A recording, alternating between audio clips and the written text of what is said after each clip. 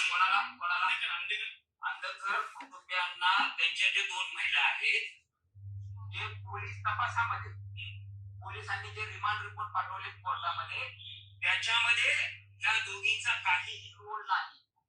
यांनी फक्त बंडू अंधेकरांच्या घरामध्ये गट रचला एवढाच फक्त त्यांचा रोल आहे.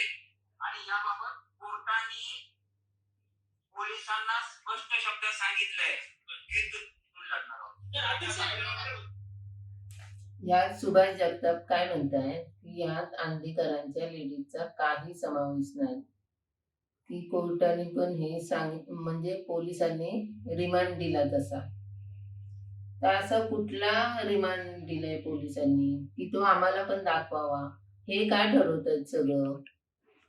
पोलीस यंत्रणा काम करते, जज साहेब, कोर्ट, हा सगळे काम करतायत. मग हे ठरवणारे कोण?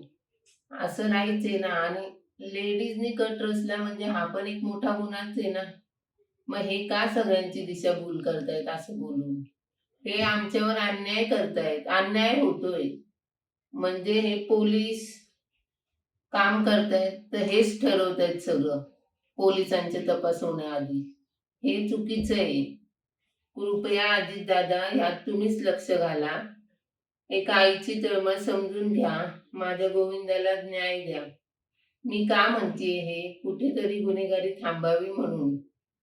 प्लीज अजित दादा तुम्हीच लक्ष द्या.